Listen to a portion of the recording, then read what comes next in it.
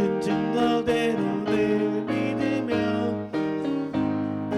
의심 없이 살아갈 때에 우리 소원 주 안에서 이루리.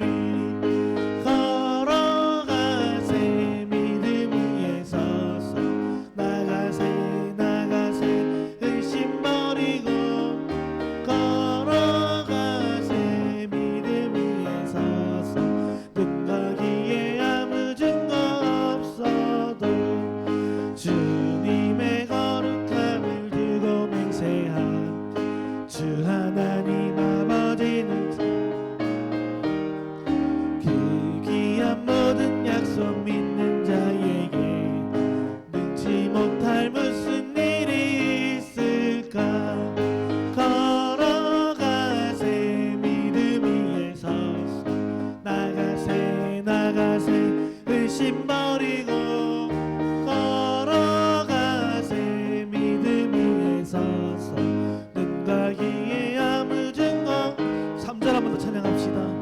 주님의 거룩함을 두고 맹세한 주 하나님 아버지는 그 귀한 모든 약속 믿는 자에게 능치 못할 무슨 일이 있을까. 걸어가세 믿음 위에 서서 나가세 나가세 의심 버리고 걸어가세 믿음 위에 서서 눈과 귀에 아무 증거. 걸어가세 걸어가세 믿음 위에 서서 나가세 나가세 의심 버리고 걸어가세 믿음 위에 서서 눈과 귀에 아무 증거 없어도. 아멘. 찬송가 560장입니다.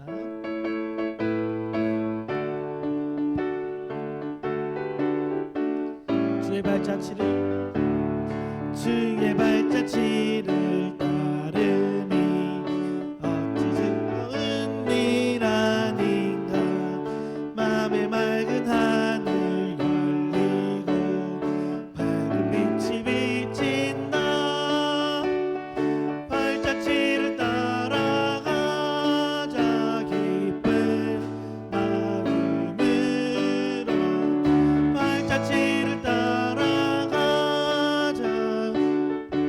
다시 한번 더 1절 찬양하겠습니다. 주의 발자취를 주의 발자취를 따르니 어찌 즐거운 일 아닌가. 맘에 맑은 하늘 열리고 밝은 빛이 비친다. 발자취를 따라가자 기쁜 마음으로. 발자취를 따라가자.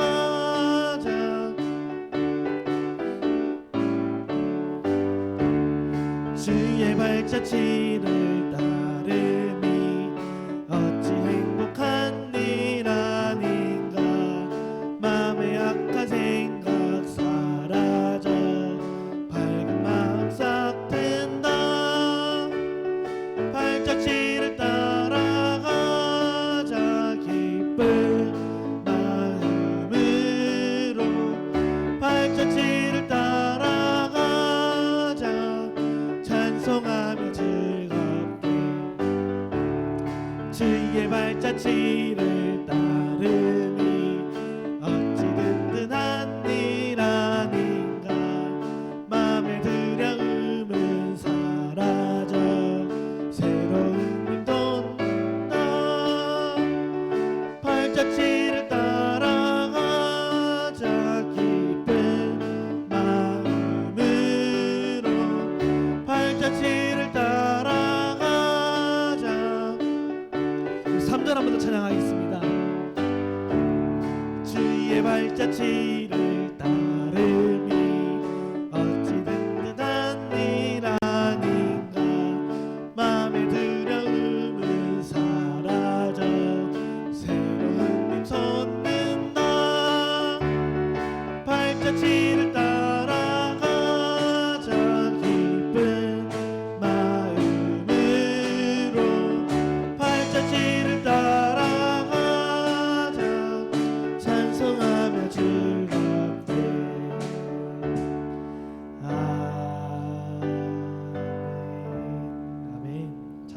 80장입니다.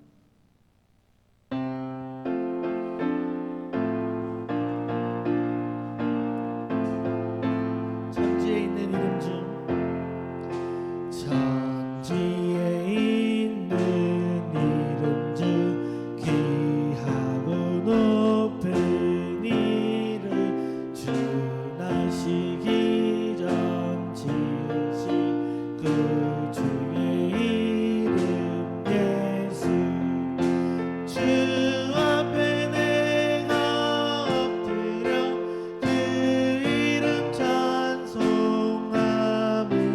내 귀에 들린 말씀 중 귀하신 이름 예수 주 십자가에 달릴 때 명패에 쓰인 대로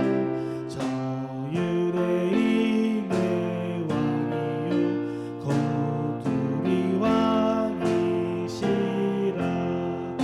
주 앞에 내가 엎드려 그 이름 찬송함을 내 귀에 들린 말씀 중 귀하신 이름 예수 지금도 살아계셔서 언제나 하시는 일 나 같은 죄인 부르사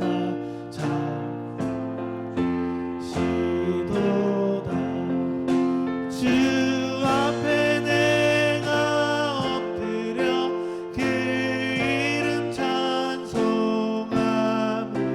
내 귀에 들린 말씀 중 귀하신 이름 예수 주 예수께서 영원히 어제나 오늘이나 그 이름으로 우리에게 참 복을 내리신다 주 앞에 내가 엎드려 그 이름 찬송함을 내 귀에 들린 말씀 중 4절 한 번 더 찬양합시다. 주 예수께서 영원히 주 예수께서 영원히 어제나 오늘이나 그 이름으로 우리에게 복 내리신다 주 앞에 내가 엎드려 그 이름 찬송함을 내 귀에 들린 말씀 중 귀하신 이름 주 앞에 내가 엎드려 그 이름 찬송함을 내 귀에 들린 말씀 중 귀하신 이름 우리 마지막으로 고백합시다. 주 이름 앞에 주 앞에 내가 엎드려 그 이름 찬송함을 내 귀에 들린 말씀 중 귀하신 이름 예수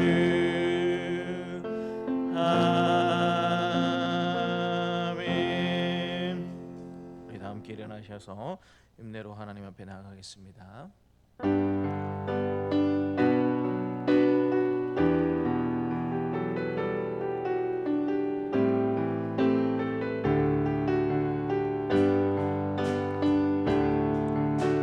우리 모두 예배하는 자 되어 온전히 영과 진리로 주를 예배하자. 주가 우리와 함께 함께 하시고 마르지 않는 샘물로 우릴 채우시리라. 우리 모두 예배하는 자 되어 온전히 영과 진리로 주를 예배하자. 주가 우리와 함께 영원히 함께 하시고 마르지 않는 샘물로 우릴 채우시리라. 우리 주 예수 그리스도의 아버지 하나님을 찬송하리로다. 그의 많으신 긍휼대로 예수 그리스도를 죽은 자 가운데서 부활하게 하심으로 말미암아 우리를 거듭나게 하사 산 소망 있게 하시며 썩지 않고 더럽지 않고 새하지 아니하는 유업을 있게 하시나니 곧 너희를 위하여 하늘에 간직하신 것이라. 아멘. 십자가에서 고난을 당하시고 죽으셨다가 하나님의 능력으로 부활하신 주님께 감사와 찬송과 경배를 올려드리며 부활절 두 번째 주일 예배를 하나님께 올려드립니다. 영광을 받으시기 합당하신 하나님 아버지, 이 시간 부활의 감격을 안고 마음과 뜻과 정성을 다해 드리는 우리 예배를 기쁘게 받아 주옵소서. 또한 우리 심령의 부활의 기쁨이 사라지지 않도록 성령님께서 늘 함께하여 주시기를 기도합니다. 성령님께서 친히 임재해 주셔서 우리가 드리는 이 예배를 아벨의 제사처럼 기뻐 받아 주시고 오늘도 예배하신 말씀과 하나님의 사랑과 은혜로 우리의 심령을 충만하게 채워 주옵소서. 부활하신 우리 구주 예수님의 이름으로 감사하며 기도드리옵나이다. 아멘. 나는 전능하신 아버지 하나님 천지의 창조주를 믿습니다. 나는 그의 유일하신 아들 우리 주 예수 그리스도를 믿습니다. 그는 성령으로 잉태되어 동정녀 마리아에게서 나시고 본디오 빌라도에게 고난을 받아 십자가에 못 박혀 죽으시고 장사된 지 4일 만에 죽은 자 가운데서 다시 살아나셨으며 하늘에 오르시어 전능하신 아버지 하나님 우편에 앉아 계시다가 거기로부터 살아있는 자와 죽은 자를 심판하러 오십니다. 나는 성령을 믿으며 거룩한 공교회와 성도의 교제와 죄를 용서받는 것과 몸의 부활과 영생을 믿습니다. 아멘. 하나님이 이 모든 말씀으로 말씀하여 이르시되 나는 너를 애굽 땅 종되었던 집에서 인도하여 낸 내 하나님 여호와니라. 제1은 너는 나 외에는 다른 신들을 내게 두지 말라. 제2는 너를 위하여 새긴 우상을 만들지 말고 또 위로 하늘에 있는 것이나 아래로 땅에 있는 것이나 땅 아래 물속에 있는 것에 어떤 형상도 만들지 말며 그것들에게 절하지 말며 그것들을 섬기지 말라. 나 내 하나님 여호와는 질투하는 하나님인즉 나를 미워하는 자의 죄를 갚되 아버지로부터 아들에게로 3, 4대까지 이르게 하거니와 나를 사랑하고 내 계명을 지키는 자에게는 천대까지 은혜를 베푸느니라. 제3은 너는 내 하나님 여호와의 이름을 망령되게 부르지 말라. 여호와는 그의 이름을 망령되게 부르는 자를 죄 없다 하지 아니하리라. 제4는 안식일을 기억하여 거룩하게 지키라. 엿새 동안에 힘써 내 모든 일을 행할 것이나 일곱째 날은 내 하나님 여호와의 안식일은즉 너나 내 아들이나 내 딸이나 내 남종이나 내 여종이나 내 가축이나 내 몸 안에 머무는 객이라도 아무 일도 하지 말라. 이는 엿새 동안에 나 여호와가 하늘과 땅과 바다와 그 가운데 모든 것을 만들고 일곱째 날에 쉬었습니다. 그러므로 나 여호와가 안식일을 복되게 하여 그날을 거룩하게 하였느니라. 제5는 내 부모를 공경하라. 그리하면 내 하나님 여호와가 내게 준 땅에서 내 생명이 길리라. 제6은 살인하지 말라. 제7은 간음하지 말라. 제8은 도둑질하지 말라. 제9는 내 이웃에 대하여 거짓 증거하지 말라. 제10은 내 이웃의 집을 탐내지 말라. 내 이웃의 아내나 그의 남종이나 그의 여종이나 그의 소나 그의 낙이나 물은 내 이웃의 소유를 탐내지 말라. 예수께서 이르시되 내 마음을 다하고 목숨을 다하고 뜻을 다하여 주 너의 하나님을 사랑하라 하셨으니 이것이 크고 첫째 되는 계명이요 둘째도 그와 같으니 내 이웃을 내 자신같이 사랑하라 하셨으니 이 두 계명이 온 율법과 선지자의 강령이니라. 아멘. 자리에 앉으셔서 86장 찬양하겠습니다.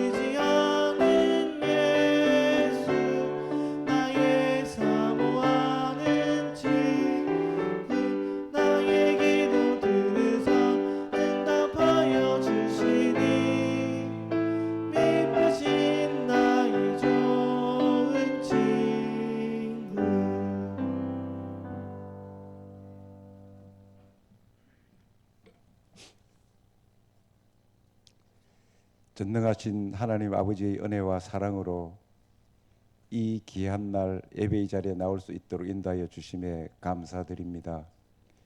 오늘 이 예배를 통해 은혜와 능력을 회복하고 성령을 체험하는 복된 시간 되게 하여 주시옵소서. 사랑의 주님, 지난 한 주간도 저희들이 무엇을 먹을까 입을까 걱정, 근심과 욕심으로 살아왔습니다. 때때로 주님을 의심하면서 살아온 저희들 용서하여 주시옵소서.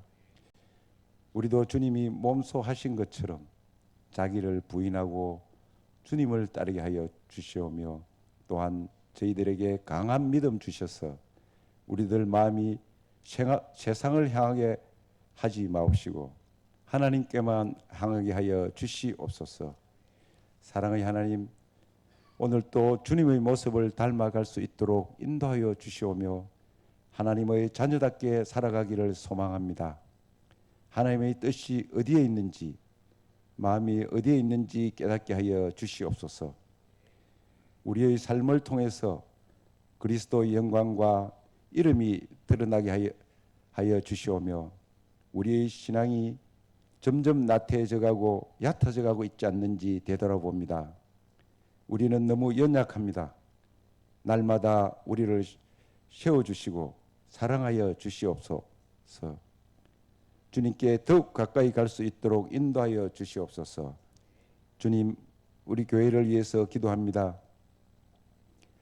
우리 교회가 하나님의 뜻에 따라 이곳에 세워진 줄 압니다. 그러니 항상 하나님의 뜻대로 사용하여 주시오며 날마다 말씀과 찬양이 넘치며 오직 하나님만 바라보며 나아갈 수 있는 교회 되게 하여 주시옵소서. 이 혼란스러운 시대 속에서 우리가 무엇을 해야 하고 어떻게 살아가야 하는지 분명하게 깨닫게 하여 주시오며 앞으로 우리에게 어떤 상황이 펼쳐질지는 우리는 알 수 없사오나 주어진 환경 속에서 최선을 다하여 하나님을 섬기게 하시며 맡겨진 사명 잘 감당하게 하여 주시옵소서. 여러 가지 사정과 환경으로 어려움을 겪는 성도들이 있습니다.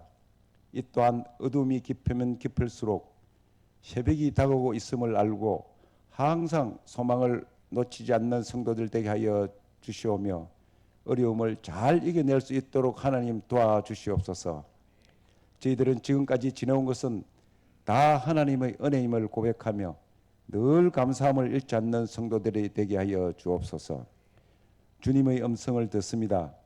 말씀을 통해서 주님의 음성을 듣게 하시고 많은 깨달음을 얻게 하여 주옵소서. 오늘 또 주와 함께 승리하며 나아갈 수 있도록 인도하여 주시오며 이 모든 말씀 예수님 이름으로 기도합니다.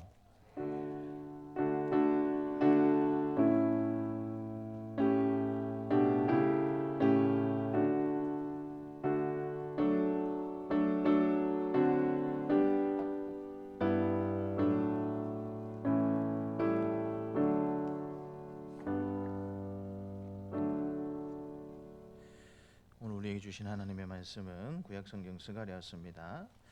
스가랴서 4장 1절부터 14절 말씀입니다. 스가랴서 4장 1절부터 14절 말씀입니다. 구약성경 1315면입니다. 스가랴서 4장 1절부터 14절 말씀입니다.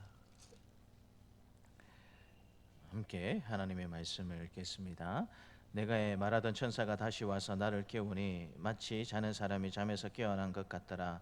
그가 내게 묻되 내가 무엇을 보느냐. 내가 대답하되 내가 보니 순금 등잔대가 있는데 그 위에는 기름 그릇이 있고 또 그 기름 그릇 위에 7 등잔이 있으며 그 기름 그릇 위에 있는 등잔을 위해서 7 관이 있고 그 등잔대 곁에 2 감람나무가 있는데 하나는 그 기름 그릇 오른쪽에 있고 하나는 그 왼쪽에 있나이다 하고 내게 말하는 천사가 물어 이르되 내 주여 이것들이 무엇이니까 하니 내게 말하는 천사가 대답하여 이르되 내가 이것들이 무엇인지 알지 못하느냐 하므로 내가 대답하되 내 주여 내가 알지 못하나이다 하니 그가 내게 대답하여 이르되 여호와께서 수술바벨에게 하신 말씀이 이러하니라.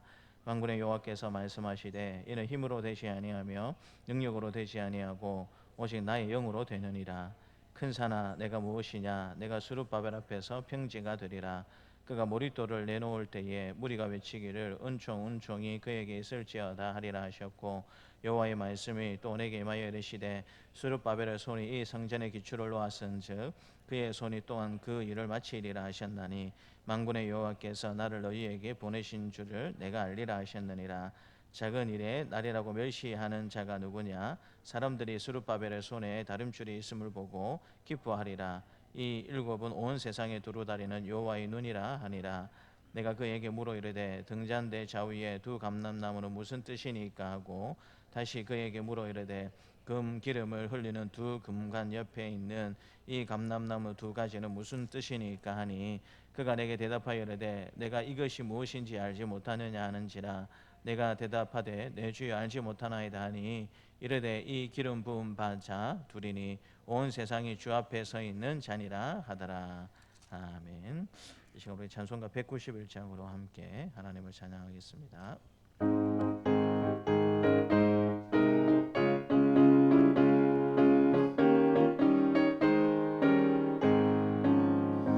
내가 매일 기쁘게 순례의 길 행하며 주의 팔이 나를 안보하며, 내가 주의 큰 복을 받는 참된 비결은 주의 영이 함께함이라. 성령이 계시네 할렐루야 함께하시네. 좋은 길을 걸으며 만나 기뻐하는 것 주의 영이 함께함이라. 전에 죄에 빠져서 평안함이 없을 때 예수 십자가의 공로 힘입어 그 아래 엎드려 참된 평화 얻으며 주의 영이 함께함이라. 성령이 계시네 할렐루야 함께하시네. 좁은 길을 걸으며 만나 기뻐하는 것 주의 영이 함께함이라. 나와 동행하시고 모든 염려하시니 나는 숲의 새와 같이 기쁘다. 내가 기쁜 마음으로 주의 뜻을 행하면 주의 영이 함께함이라. 성령이 계시네 할렐루야 함께하시네. 좁은 길을 걸으며 만나 기뻐하는 것 주의 영이 함께함이라. 세상 모든 욕망과 나의 모든 정욕은 십자가에 이미 못을 박았네. 어두운 밤이 지나고 무거운 짐 벗으니 주의 영이 함께함이라. 성령이 계시네 할렐루야 함께하시네.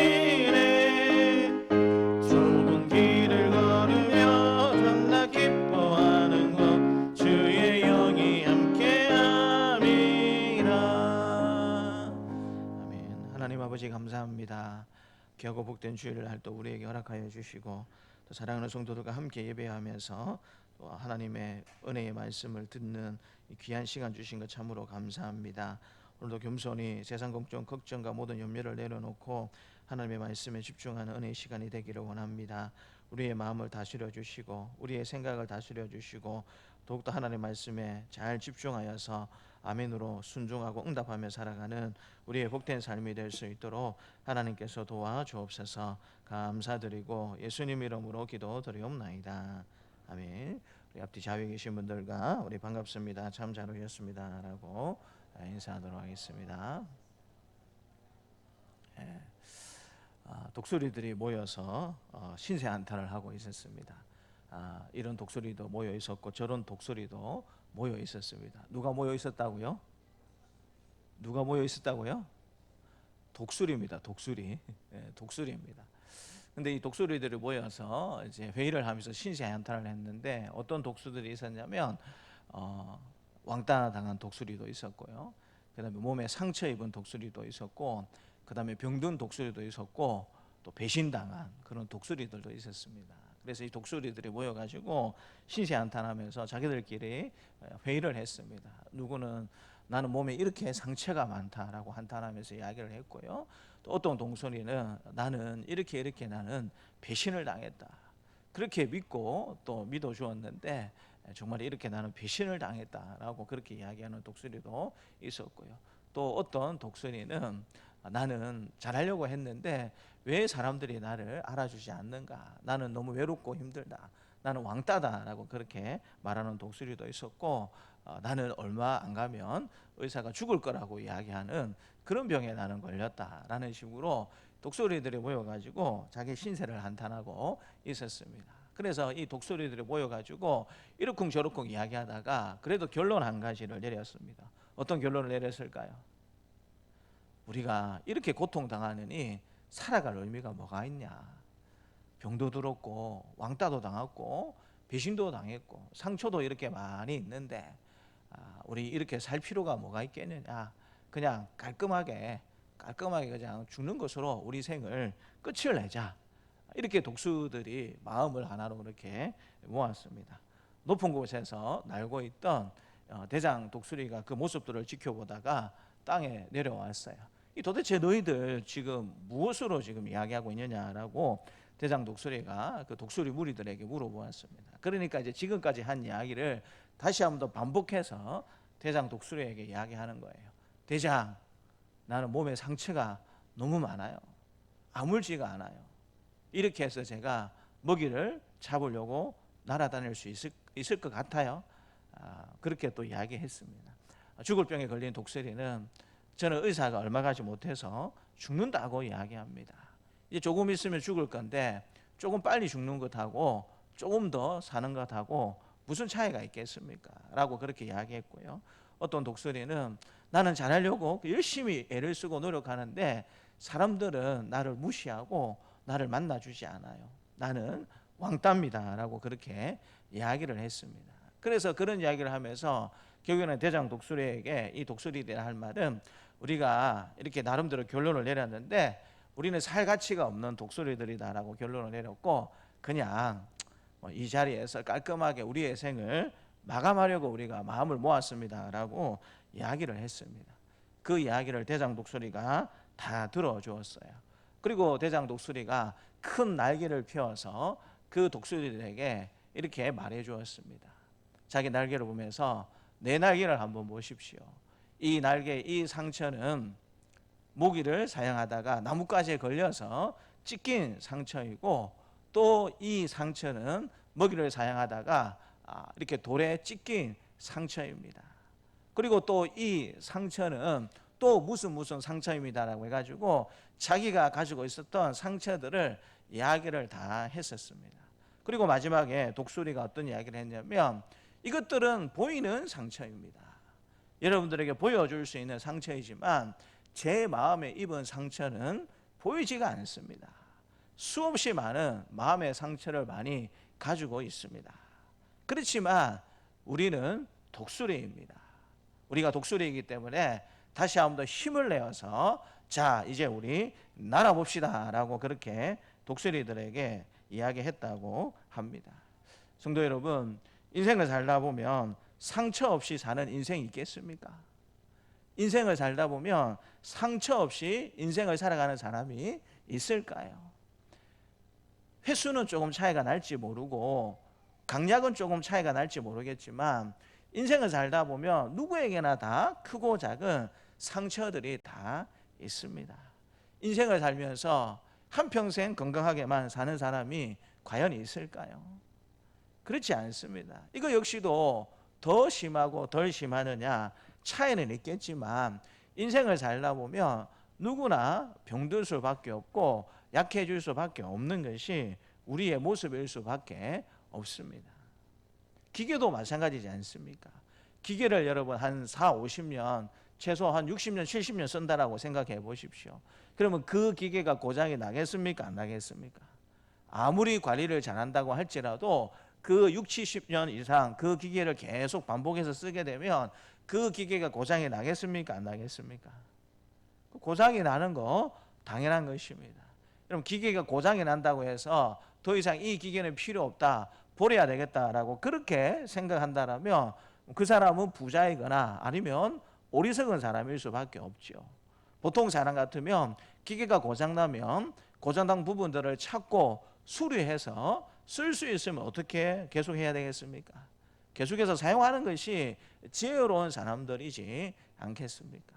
인생을 살다 보면 다 아픔이 있고 때로는 다 고통이 있고 때로는 다 어려움이 있을 수밖에 없다라는 것입니다. 그런데 그런 일을 당할 때에 어쩌면 우리 개인의 입장에서 생각해 보게 되면 내가 당하는 고통이 제일 큰 것 같고 내가 당하는 어려움이 제일 큰 것 같고 내가 가지고 있는 상처가 제일 큰 것 같은 느낌을 가지면서 저와 여러분들이 살아갈 수밖에 없습니다. 우리는 본능적으로 이기적인 존재가 되어가지고 다른 사람이 죽을 병이 걸렸다라는 소식보다 내 손톱 밑에 가시가 끼게 되면 그것을 더 아파하는 것이 우리의 모습일 수밖에 없다라는 것입니다.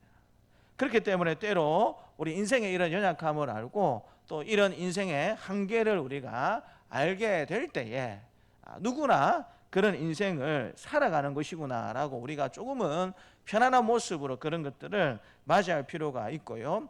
그럼에도 불구하고 내가 상처받았기 때문에 나는 안 될 거야. 내가 배신당했기 때문에 나는 안 될 거야.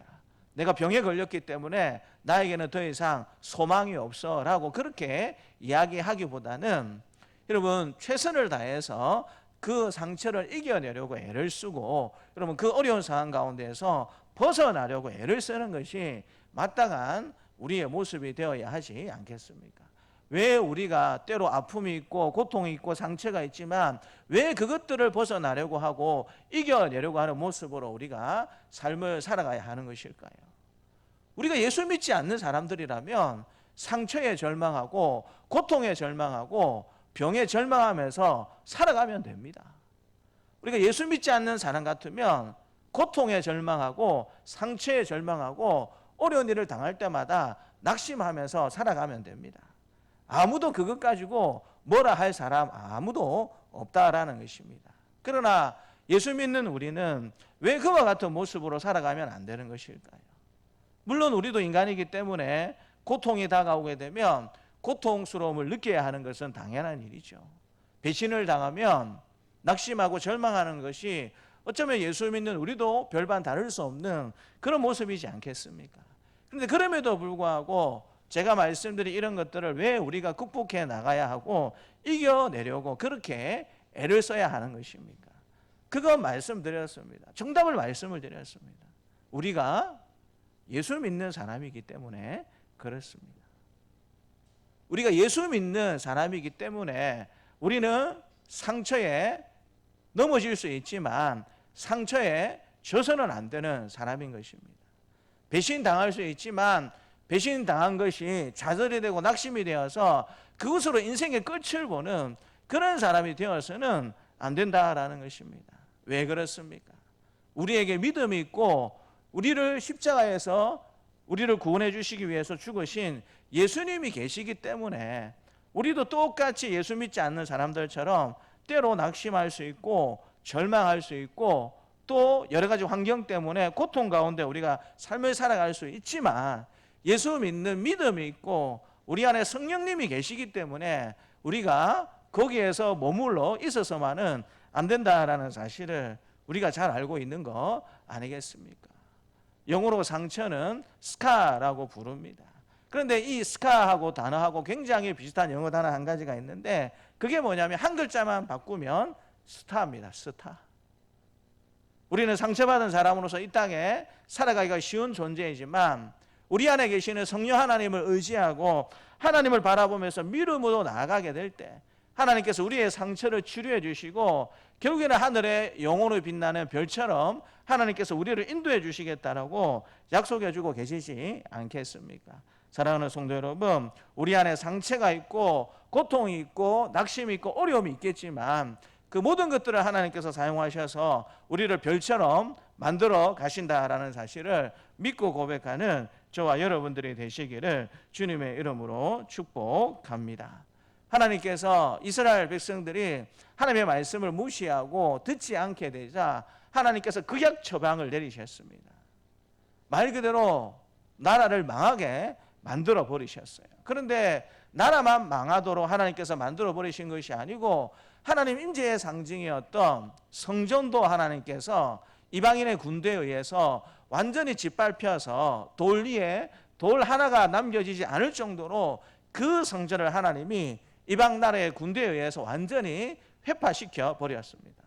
바벨론이라는 이방 나라와 그 군대를 하나님이 사용하셔서 완전히 남유다를 멸망시켜 버리셨고 하나님 임재의 상징이었던 그 성전도 하나님께서 다 회파시켜 버리셨습니다. 왜 하나님께서 그런 일을 하셨을까요? 너무나도 사랑하는 자기 백성인데, 너무나도 아끼고 사랑하는 자기 백성인데 왜 하나님께서 이방 나라 군대를 들어주셔서 그 백성들을 남녀노소 신분을 가리지 않고 왜 여러분 이방인 군대의 칼날에 죽도록 그렇게 하나님께서 만드셨을까요? 우리가 이해할 수 있겠습니까? 말로만 있었던 것이 아니고 실제로 하나님께서 바벨론 군사들의 손에 의해서 남유다를 완전히 멸망시켜 버렸다라는 사실을 저와 여러분들이 잘 알고 있지 않습니까? 성경을 읽다 보면 그때에 얼마나 고통스럽고 힘든 순간이었는지 예레미야 선지자가 고백을 하고 있습니다. 너무 많이 울어가지고, 그래서 예레미야 선지자의 별명이 뭡니까? 눈물의 선지자이지 않습니까? 고통 가운데 죽어가고 있는 예루살렘의 백성들의 모습을 보면서 너무너무 마음이 아프고 힘들어서 눈물을 흘리다가 그 눈물 때문에 눈이 상했다라고 말할 정도로 너무나도 마음 아픈 예레미야 선지자의 모습을 우리는 예레미야나 예레미야 애가를 통해서 확인해 볼 수가 있는 것입니다. 예레미야의 마음을 더 아프게 만들었던 건 뭐냐면 그는 심판이 다가오기 이전에 백성들에게 지속적으로 이야기를 했어요. 우리가 이런 삶을 살다가는 하나님의 심판을 맞이할 수밖에 없습니다. 회개하고 돌이키지 아니하면, 하나님 말씀대로 우리가 돌아가지 아니하면 우리가 하나님 말씀대로 바벨론에 의해서 철저히 파괴되고 죽음을 당하는, 하나님께서 그것을 통하여서 다시 한번 더 우리를 새롭게 하시는 하나님의 역사로 이어질 수밖에 없습니다라고 예레미야 선지자가 정말 여러분 피를 토하는 심정으로 백성들에게 전달을 했습니다. 더 안타까운 것은 남유다 왕들이, 남유다 백성들이 예레미야 선지자의 이야기를 들어주었습니까? 그렇지 않습니다. 오히려 네가 바벨론하고 내통해서 우리나라를 팔아 넘기려고 하는구나라고 그렇게 심지어는 예레미야 선지자를 죽이려고 했던 남유다의 왕들이었고 또 백성들의 모습이 있었다라는 사실을 우리는 잘 알고 있지 않습니까? 결국에는 하나님의 말씀 듣지 않다가 이 남유다는 완전히 멸망해버리고 바벨론에서 70년 동안 포로 생활을 하게 되었습니다. 하나님 은혜 가운데 70년이 차게 되었을 때에 다시 바벨론 제국은 바사 제국, 페르시아 제국에 의해서 망하게 되었고요. 페르시아 제국의 왕이었던 고레스 왕의 칙령을 통하여서 이제 바벨론 포로 70년 생활을 마쳤던 백성들이 다시 예루살렘으로 돌아와 가지고 이 사람들이 처음으로 시작했던 일이 무엇인지 아십니까? 자신의 집을 짓고 자신의 먹고 사는 일부터 돌아온 포로에서 돌아온 사람들이 한 것은 자신의 집을 짓고 자신의 먹을 것을, 자신의 직장을 먼저 구한 것이 아니고 하나님의 성전을 짓는 일을 이 포로에서 돌아온 백성들은 먼저 시작을 했습니다. 먹고 살 것이 있었기 때문에, 부유했기 때문에, 여유가 있었기 때문에 하나님의 성전을 짓는 일을 한 것이 결코 아닙니다. 바벨론 포로 70년 동안 이 사람들이 깨달은 것 한 가지가 있었어요. 우리가 하나님을 떠나고 하나님의 말씀을 떠나서 살아가서는 결코 우리에게 기쁨과 행복과 즐거움이 없겠구나.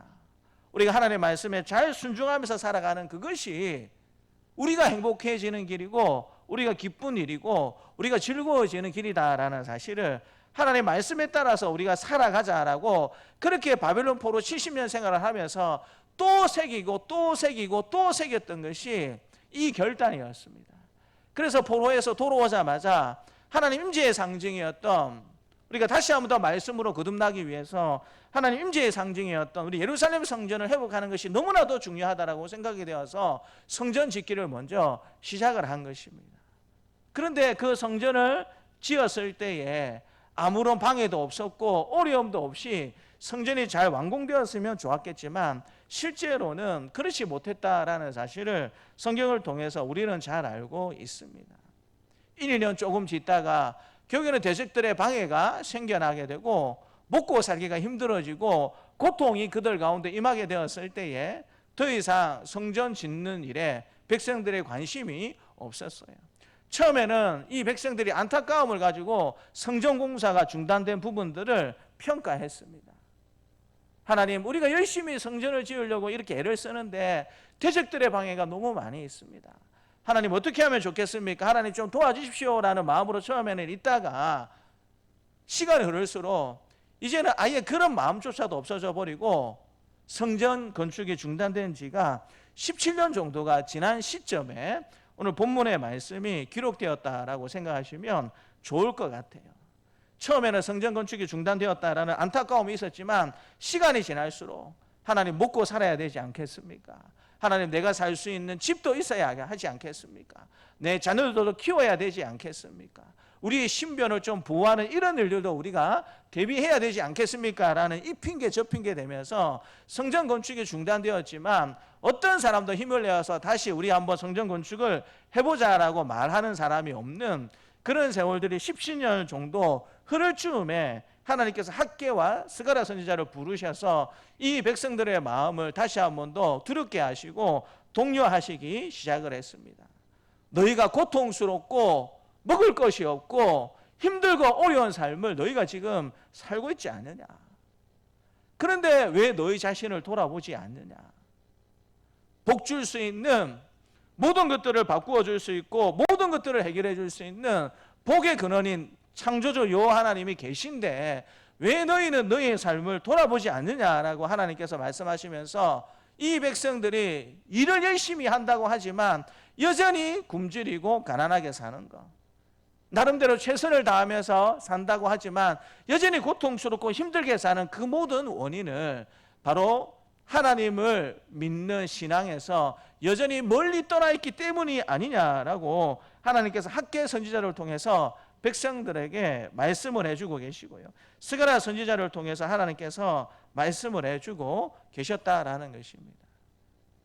그런데 이런 다시 한 번 더 성전을 짓는 일을 독려하기 위해서 하나님께서 오늘 본문의 말씀을 보게 되면 두 사람을 사용하게 되셨다라는 사실을 알게 됩니다. 첫 번째가 스룹바벨이라는 사람을 하나님께서 사용하셨고요, 두 번째가 대제사장 요수아를 사용하셨다라는 사실을 하나님께서 가르쳐주고 계십니다. 그런데 이런 사람도 하나님이 성전 건축을 재개하기 위해서 사용하셨지만 먼저 이 사람들에 대해서 이야기하기 이전에 정말 성전 건축을 하는 일에 있어서 필요한 것이 무엇인가, 그것을 먼저 하나님께서 말씀해 주고 계신 것을 보게 됩니다. 우리 2절과 3절 말씀을 같이 한번 읽겠습니다. 2절과 3절입니다. 그가 내게 묻되 내가 무엇을 보느냐? 내가 대답하되 내가 보니 순금 등잔대가 있는데 그 위에는 기름 그릇이 있고 또 그 기름 그릇 위에 7 등잔이 있으며 그 기름 그릇 위에 있는 등잔을 위해서 7간이 있고 그 등잔대 곁에 2 감람나무가 있는데 하나는 그 기름 그릇 오른쪽에 있고 하나는 그 왼쪽에 있나이다 하고, 이 스가랴 선지자가 천사에게 도대체 이게 무엇입니까? 라고 물어보게 됩니다. 그런데 이 천사가 대답해 주는 것은 뭐냐면 이것들을 자세히 설명해 주시지 않고 대답해 주는 게 6절입니다. 6절 말씀을 같이 한번 읽겠습니다. 그가 내게 대답하여 이르되 여호와께서 스룹바벨에게 하신 말씀이 이러하니라. 만군의 여호와께서 말씀하시되 이는 힘으로 되지 아니하며 능력으로 되지 아니하고 오직 나의 영으로 되느니라. 뜬구름 없이 이게 무엇입니까? 설명 좀 해주십시오라고 스가랴 선지자가 천사에게 물어보았는데 이 천사가 자세히 설명해 주는 것이 아니고 이 6절 말씀을 해주셨다라는 거예요. 이는 힘으로 되지 아니하며 능력으로 되지 아니하고 오직 나의 영으로 되느니라. 나의 영은 무엇을 이야기하는 것일까요? 성령을 이야기하시는 겁니다. 그리고 여러분 2절과 3절에 방금 읽었던 나타나는 7 등잔, 항상 타고 있는 이 7 등잔, 특별히 성령의 능력을 상징한다라고 생각해 볼 수가 있는데요. 집에 가셔서 한번 그림을 그려 보십시오. 이 2절과 3절의 내용은 어떤 식으로 되어 있냐면 7등잔이 있습니다. 꺼지지 않는 늘 기름을 공급받는 7등잔이 있는데, 구조적으로 보게 되면 이 7등잔은 어디로부터 이 감람유를, 올리브유를 지속적으로 공급받고 있냐면 3절에 나타나고 있는 두 감람나무를 통해서 계속해서 여러분 기름을 공급을 받고, 그것 덕분에 이 7등잔이 꺼지지 않는 모습으로 있다라는 사실을 천사가 2절과 3절 말씀을 통해서 이야기해 주고 있습니다. 그리고 그 등잔의 모습을 설명해 주시는 것이 6절인데요. 이는 힘으로 되지 아니하며 능력으로 되지 아니하고 오직 나의 영으로 되느니라라고 말씀해 주고 계십니다. 성전 건축을 다시 재개해야 된다라고 하나님께서 스가랴 선지자를 통해서 독려해 주시면서 정말 이 일을 위해서 필요한 것이 무엇인가 먼저 한 가지를 말씀해 주시는데, 그게 성령의 도우심이고 성령의 능력이 필요하다라고 말씀해 주고 있는 것입니다. 우리가 인생을 살다 보면 고통이 사라지게 되면, 내 병이 나게 되면, 내가 지금보다 또 삶의 형편이 좀 더 많아져서 돈이 여유가 있어지면 내 고통도 내 어려움도 우리가 사라지게 될 것이다 라고 그렇게 생각하기가 쉽습니다. 물론 우리가 현실의 삶을 살아가게 될 때 건강도 필요하죠. 재물도 필요하죠. 여러 가지 필요가 있는 것이 사실입니다. 그러나 오늘 천사의 음성을 통해서 하나님께서 스가랴 선지자에게 정말 성전 건축을 위해서 먼저 필요한 것이 무엇이다라고 우리에게 말씀해 주고 계십니까? 그건 성령의 능력을 덧입는 일이 먼저 필요하다라고 하나님께서 말씀해 주고 있는 것입니다. 우리의 건강의 문제가 해결되기 이전에, 우리의 재정의 문제가 해결되기 이전에, 우리 인생의 여러 가지 고통의 문제가 해결되기 이전에 먼저 우리가 간구하고 노력해야 될 것은 성령의 충만한 능력을 덧입는 일이 우리에게 필요하다라고 하나님께서 오늘 우리에게 말씀해 주고 있는 것입니다. 현실적으로 보게 되면 이 백성들의 삶이 너무 가난했고 고단했고 힘들었어요. 현실적인 시각으로 보게 되면 이들에게는 먹을 것이 필요했습니다. 집이 필요했고 입을 것이 필요했고, 이들을 군대로부터 지켜줄 수 있는 그런 군인들이 필요한 것이 이 포로에서 돌아온 지금 예루살렘 공동체 유대 백성들의 현실적인 모습이었어요. 그런데 하나님께서 그 모든 것들을 마치 모르시는 분처럼 너에게 정말 필요한 것은, 그런 것들도 필요하지만 너에게 정말 필요한 것은 성령의 능력이다. 너희에게 정말 필요한 것은 성령의 은혜다. 그것이 먼저 너희에게 있어야 한다라는 사실을 이 순금 등장대와 두 감람나무 비유를 통해서 하나님께서 우리에게 말씀해 주고 있는 것입니다. 사랑하는 성도 여러분, 동일하게 여러분들에게 질문을 던져보고 싶습니다. 저와 여러분들에게 정말 지금 필요한 것이 무엇일까요? 우리의 삶의 형편이 나아지는 것도 중요하죠. 우리의 병이 낫는 것도 중요합니다. 우리의 고통의 어려운 세월들이 해결이 되는 것도 정말 여러분 중요합니다. 그러나 조금만 여러분 시각을 바꾸어서 생각해 보십시오. 성령의 은혜 없이 내가 많은 돈을 가지게 된다. 내가 성령의 은혜를 알지 못한 채 내 병이 낫는다. 성령의 은혜를 내가 알지 못하고 내 고통이 사라진다. 여러분, 그렇게 되면 그것이 우리에게 복이 되겠습니까? 아니면 저주가 되겠습니까? 10중 8구 여러분, 복이 되는 것이 아니고 저주가 될 가능성이 많습니다. 왜요? 성령의 은혜가 없는데 내가 돈을 만지거든요. 성령의 은혜가 없는데 내 병이 나았거든요. 성령의 은혜가 없는데 내 고통의 모든 상황들이 바뀌었거든요. 그런 상황은 우리를 어떻게 인도해 갈 수밖에 없겠습니까? 하나님의 은혜 없이도, 성령의 도움 없이도 내가 살아가는데 아무런 지장이 없구나라는 사실로 우리를 이끌어가게 됩니다. 종국에는 누구도 필요 없다라고 생각할 가능성이 많겠습니까? 내 인생을 살아가는 일에 하나님이 필요도 없구나, 나에게 돈만 있고 건강만 있고 나에게 지식만 있으면 내가 살아가는 일에 아무런 부담이 없겠구나라고 하나님을 무시하고 하나님을 잊어버리는 그와 같은 삶으로 갈 가능성이 많지 않겠습니까? 왜 남유다 백성들이 왜 그렇게 예레미야 선지자로부터 이 경고의 음성을 들었음에도 불구하고 왜 그 말씀대로 살지 못했을까요? 이런 세상 논리에 빠져서 살았기 때문입니다. 하나님 은혜가 없이도 돈만 있으면 사는데 불편함 없다. 하나님 은혜가 없어도 내가 건강하며 살아가는데 별 불편함이 없다. 하나님 은혜 없이도 내가 하는 일이 잘 되기만 하면 내 살아가는 일이 불편함이 없기 때문에 여러분 그렇게 살다가 결국에는 나라가 망하고 성전이 회파가 된 것입니다. 그것을 하나님께서 잘 아시고 계시기 때문에 먼저 가장 중요한 한 가지를 다시 한 번 더 이야기해 주시는 거예요. 너희 삶을 내가 모르는 것이 아니고 너희들이 먹기 위해서는 돈이 필요하지. 너희들의 배고픔을 해결하기 위해서는 음식이 필요하지. 너희들이 바람을 맞고 비를 맞고 이슬을 맞고 잠을 자기 위해서는 살찜이 필요한 거 내가 다 안다. 그런데 그것 우선시하고 하나님을 모른 채 하고 하나님의 말씀을 무시하고 살다가 결국에는 너희들이 어떻게 되었느냐. 그것을 너무나도 하나님께서 잘 아시고 있기 때문에 먼저 성령의 은혜와 능력이 너희에게 필요하다라고 하나님께서 말씀해 주고 있는 것입니다. 사랑하는 성도 여러분, 저와 여러분들이 현재적으로 필요한 것은 다 다를 것입니다. 어떤 분은 하나님 돈을 조금만 더 주시면 좋겠습니다 라고 그렇게 기도하는 분들이 계실 거예요. 하나님 지금보다 조금 더 형편이 더 나아지면 좋겠습니다 라고 기도하는 분들이 분명히 계실 것입니다. 어떤 분은 건강에 문제가 있는 분들은 하나님 제가 좀 더 건강해지면 좋겠습니다 라고 그렇게 소원하고 기도하는 분들이 계실 거예요. 고통스러운 일을 당하고 있는 분들은 하나님 이 고통스러운 일들이 빨리 좀 해결이 되고 지나갔으면 좋겠습니다 라고 그렇게 기도하고 소원하는 분들이 계실 것입니다. 하나님 그 모든 것들을 다 알고 계십니다. 그러나 그럼에도 불구하고 정말 우리에게 필요한 것이 무엇인지도 알고 계시는데 이 6절 말씀처럼 이는 힘으로 되지 아니하며 능력으로 되지 아니하고 오직 나의 영으로 된다. 먼저 하나님의 능력, 성령의 은혜가 먼저 우리 가운데 임재하는 것이 우선이다라는 사실을 하나님께서 말씀해 주고 계신 것입니다. 성도 여러분, 하나님께서 왜 성전 건축을 다시 해야 된다라고, 왜 눈에 보이는 성전 건축을 해야 한다라고 하나님께서 말씀해 주신 것일까요? 하나님이 일찍이 솔로몬이 성벽을 건축하게 될 때에 내가 이 성전에 거하겠느냐라고 말씀해 주셨어요. 언제 내가 너희에게 성전을 건축하라고 내가 너희에게 말한 적이 있느냐라고 말씀을 하셨어요.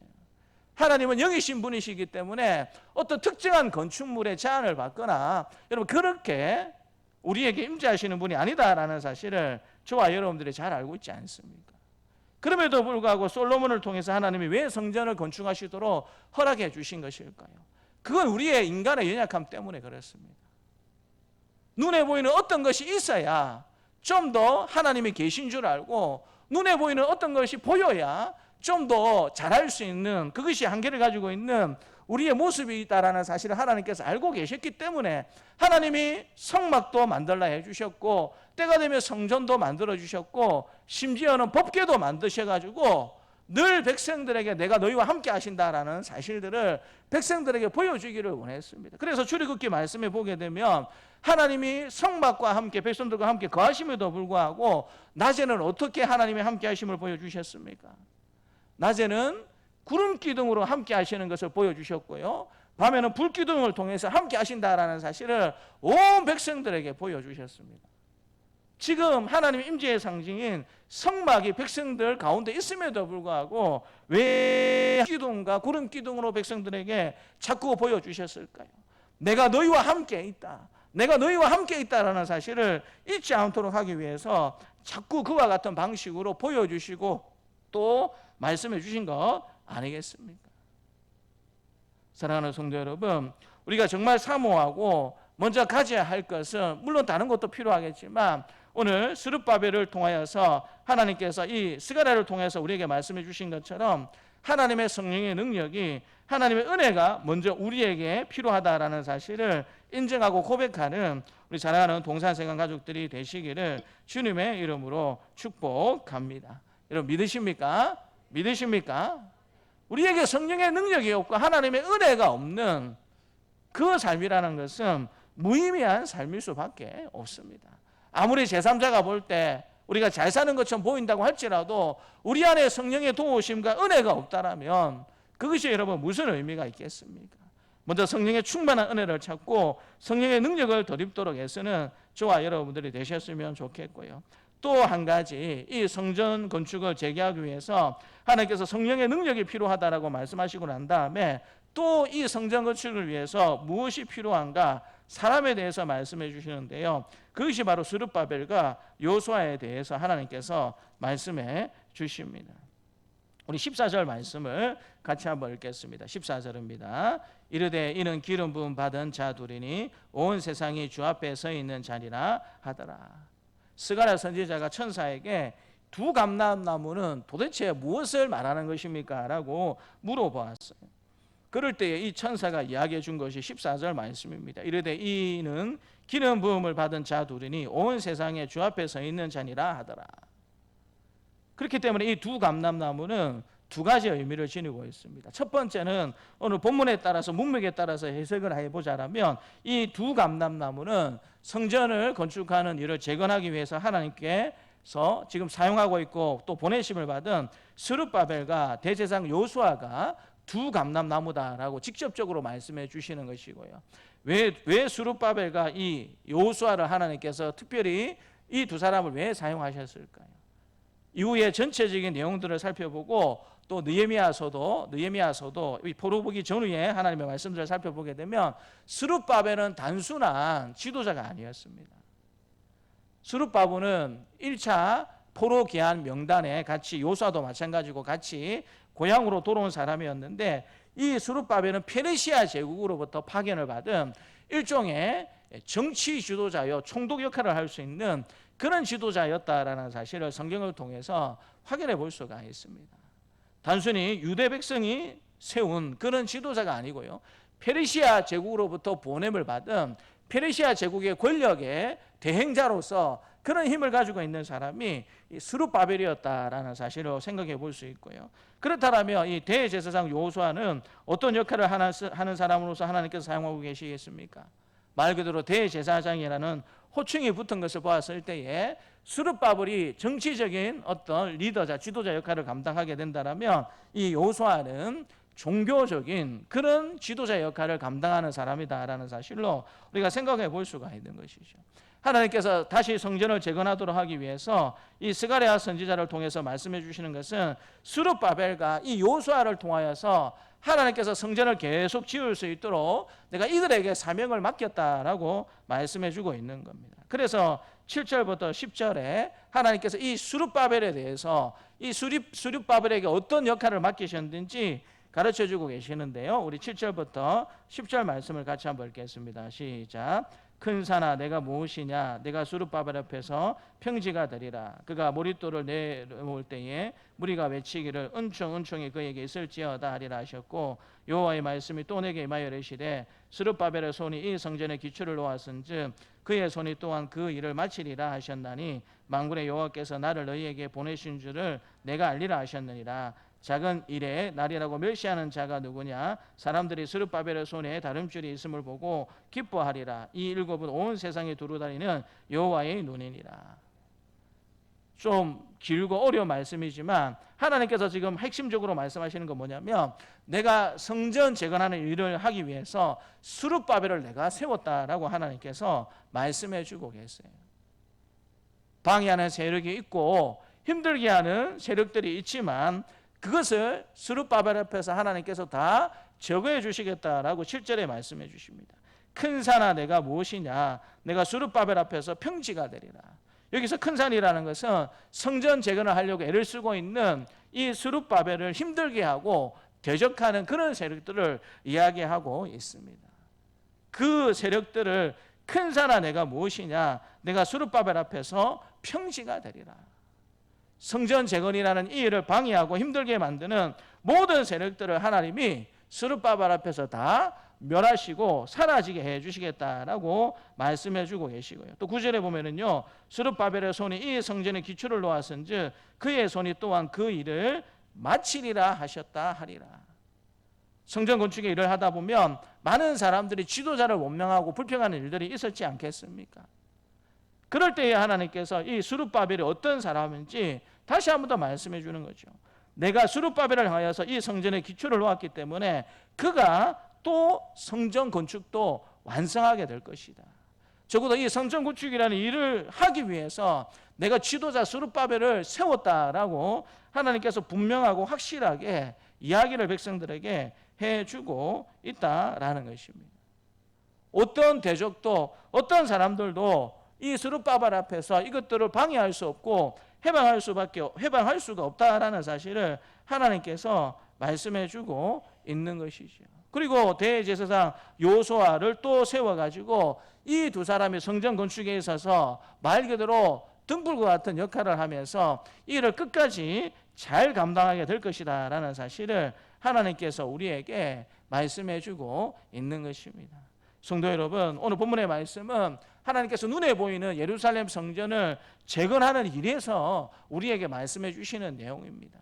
눈에 보이는 예루살렘 성전, 짓다가 중단한 이 성전을 다시 짓기 위해서 우리에게 성령의 능력과 은혜가 먼저 필요하다라고 말씀해 주시고 난 다음에 그 일을 내가 스룹바벨과 여호수아에게 맡겼다.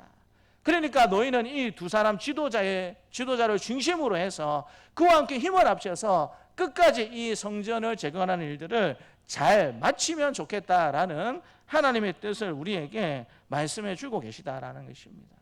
그러나 여러분, 이것을 조금만 더 영적인 부분으로 적용해 볼 수도 있겠다라는 생각을 해보게 됩니다. 하나님이 애시당초 왜 성전을 건축하라고 말씀해 주셨을까요? 단순히 눈에 보이는 성전이 없기 때문에 눈에 보이는 성전을 건축해야 된다. 중단된 지 17년 정도가 된 이 성전을 왜 다시 건축해야 된다라고 하나님께서 계속해서 선지자를 보내셔서 말씀해주고 독려해주고 계신 것일까요?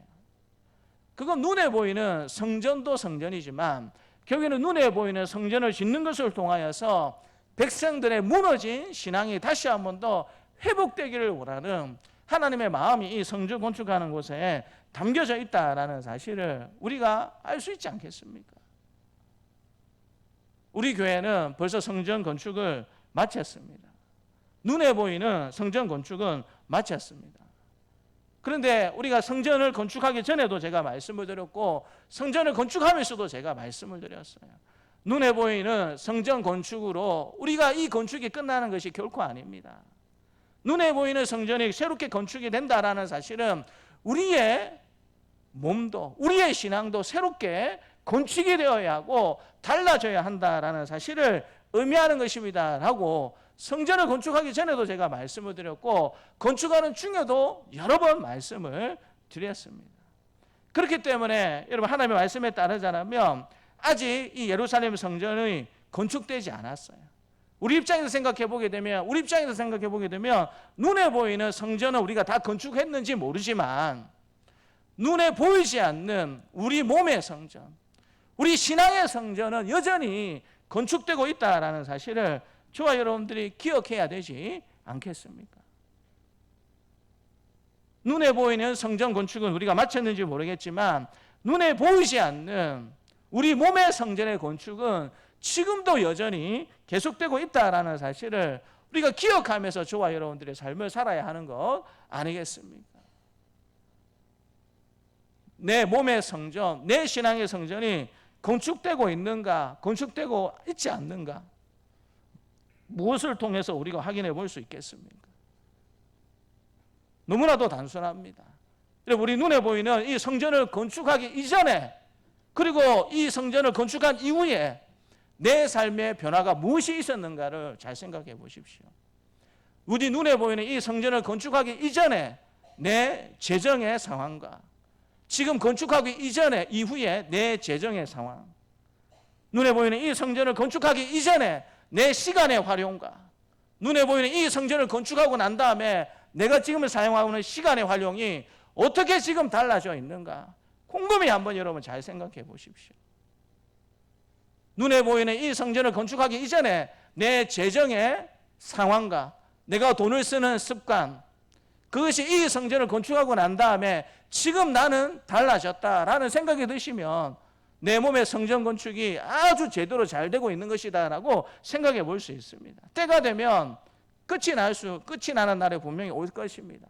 그런데 눈에 보이는 성전은 건축됐는지 모르겠지만 내 씀씀이가, 내 재정의 씀씀이가 여전히 성전 건축을 하기 이전의 삶하고 하고 난 다음의 삶하고 별반 달라지는 게 없다.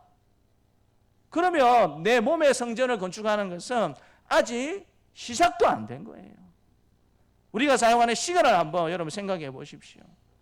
이 눈에 보이는 성전을 건축하기 이전에 내가 시간을 사용하는 그 때의 모습하고 성전을 건축하고 난 다음에 지금 내가 현재 시간을 사용하고 있는 내 모습하고 내가 변화된 부분이 있다라고 생각이 들면 우리 몸의 성전도, 우리 믿음의 성전도 지금 건축이 되고 있는 것입니다.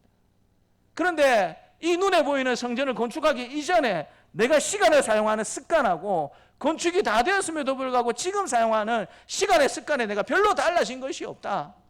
그건 여러분 아직 내 몸의, 내 믿음의 성전 건축은 아직까지도 시작이 안 된 것이다 라고 생각해 볼 수가 있는 것입니다. 하나님께서 스가랴 선지자를 통해서 정말 우리에게 말씀해 주는 것은 무엇입니까? 단지 눈에 보이는 성전 건축을 너희가 좀 해라. 눈에 보이는 성전 건축을 반드시 하면 좋겠다라고 여러분 그 마음을 통해서 하나님께서 학교와 스가랴 선지자를 보내셔서 이 스룹바벨과 요수아를 보내셔서 눈에 보이는 성전 좀 건축해라라고 그렇게 하나님께서 말씀하시는 것일까요? 그건 여러분 과정이고 도구입니다. 눈에 보이는 성전 건축이 중요한 이유는 그 성전 건축하는 일을 통해서 너희의 믿음의 성전도 너희의 마음의 성전도 새롭게 건축했으면 좋겠다라는 그 마음이 있었기 때문에 잘 건축해서 내가 너희를 가나안 땅에 보낸 이유를 다시 한번 더 생각해 봐라. 거룩한 백성으로 그 땅에 삶을 살면서 단순히 너희들만 하나님 은혜로 복받고 잘 사는 것이 아니고 제사장 나라의 그 역할들을 감당하도록 하기 위해서 너희들이 하나님을 잘 믿는 것을 통하여서 너희들이 받는 복을 열방에도 넣어주고 가르쳐주기 위해서 제사장 나라로 살도록 하기 위해서 하나님께서 이 백성들에게 가나안 땅도 주신 것이고 눈에 보이는 성전도 주신 것 아니겠습니까? 그 사명을 망각해 버렸을 때에 이 백성들에게 남았던 것은 멸망이었고 심판이었고 바벨론 포로 생활 70년이었다라는 사실을 저와 여러분들이 기억을 하셨으면 좋겠습니다. 스가랴 선지자를 통해서 정말 하나님께서 우리에게 바라시고 원하시는 것은 무엇인가?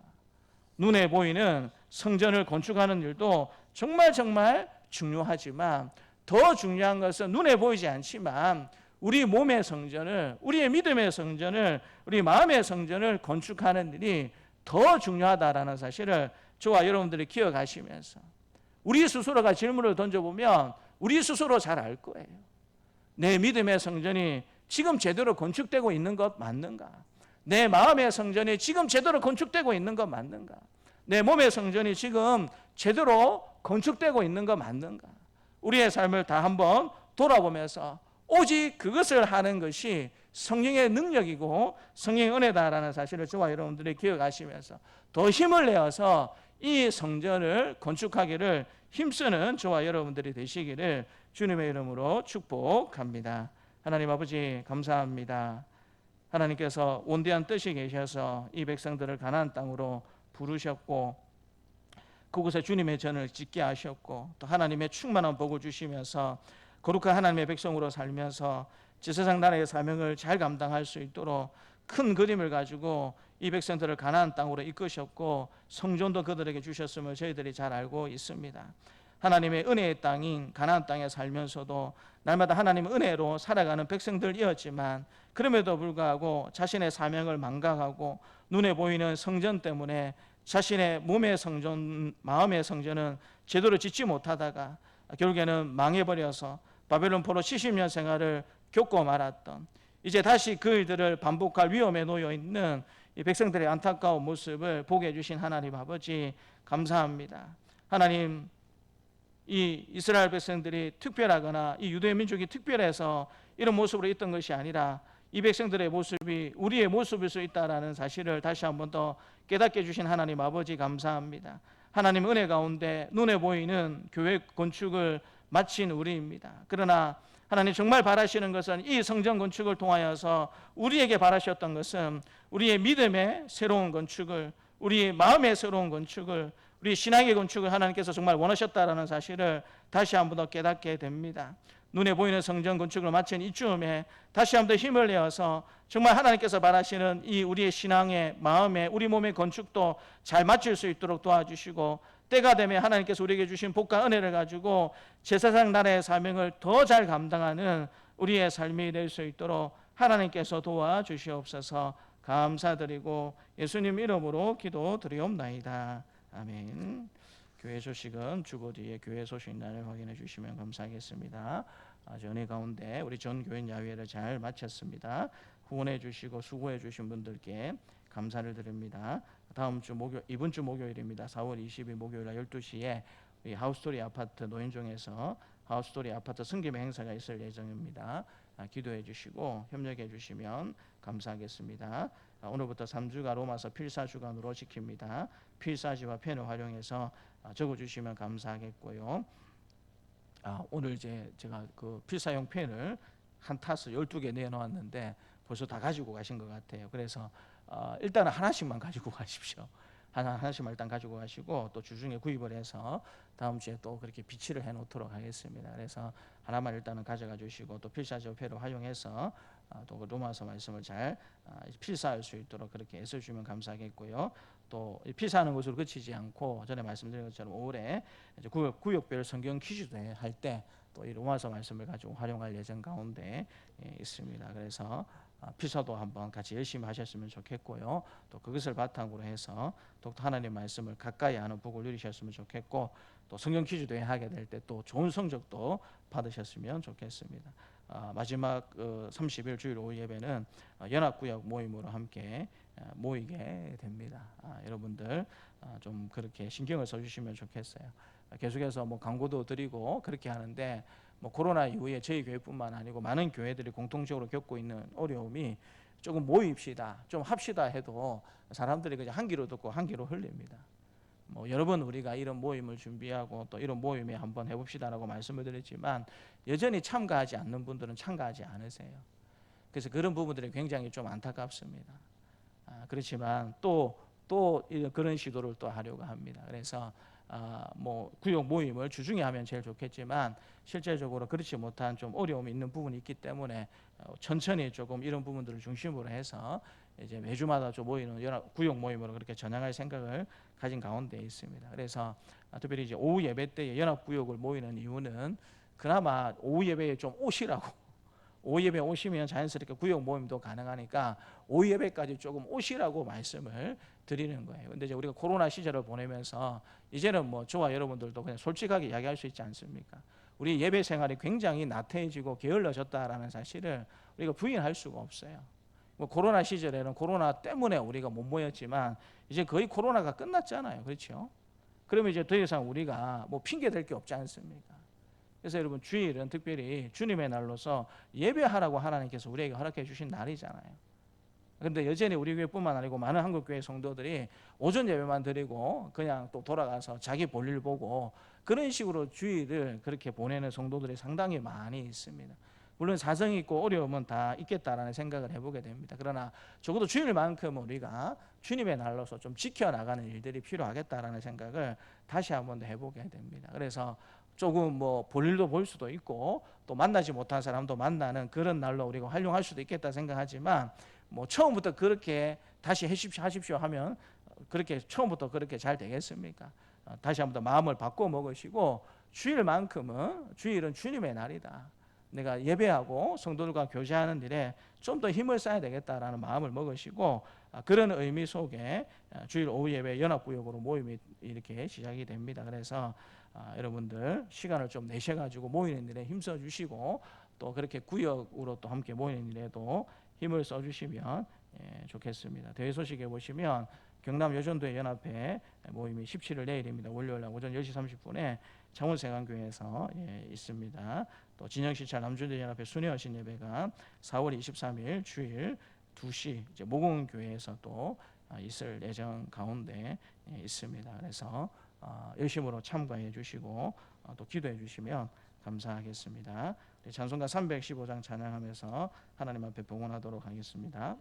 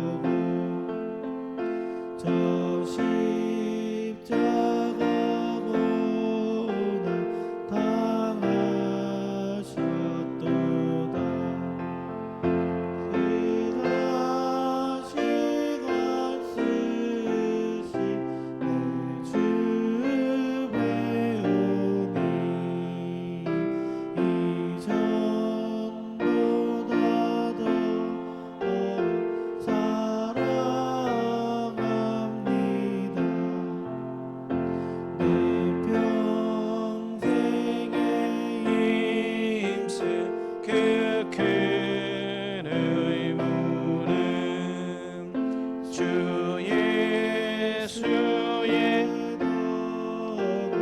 늘 기림이라 숨질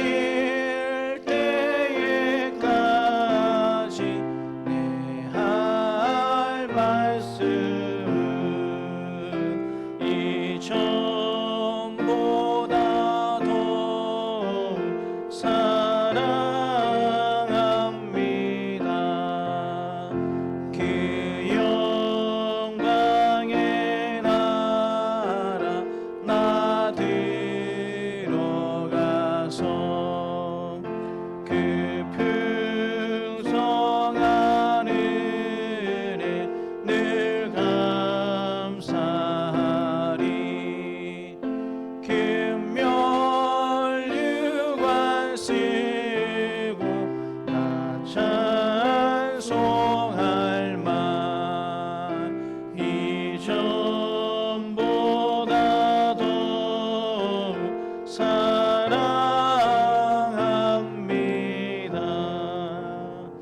하나님 아버지 감사합니다. 거룩한 주일을 우리에게 허락하여 주시고 또 예배 순서에 따라서 귀한 헌금을 하나님께 올려드릴 수 있는 은혜의 시간 주신 것 감사합니다. 이 예물을 드릴 때마다 생사화복의 주관자가 하나님이심을 다시 한번 더 고백하고 그 하나님의 은혜와 도우심으로 살도록 날마다 삶으로 보여주고 증명하며 살아갈 수 있는 또 그 일을 다짐할 수 있는 은혜의 시간이 될 수 있도록 하나님께서 도와주시기를 원합니다. 믿음으로 우리가 살아야 함에도 불구하고 하나님, 우리가 이 땅에 발을 딛고 살아가는 존재이기에 현실적으로 우리에게 많은 필요가 있음을 하나님께서 아실 줄 믿습니다. 하나님, 물질도 필요합니다.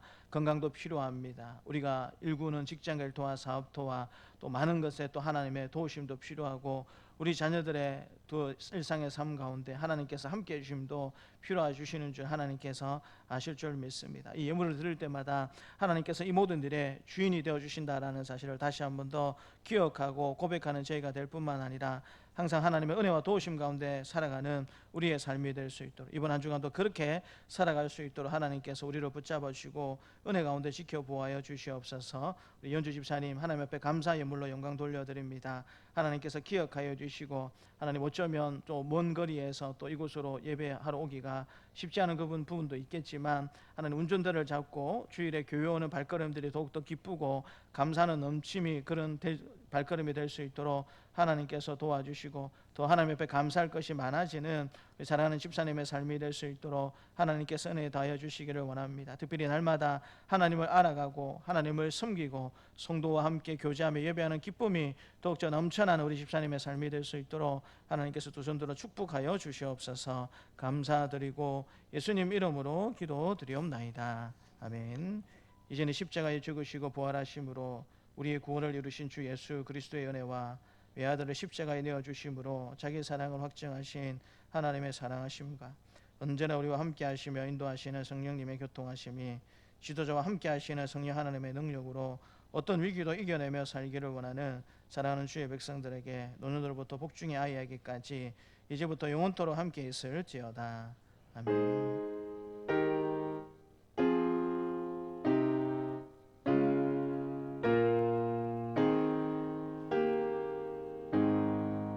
다 함께 일어나셔서 성령으로 영광 돌리겠습니다.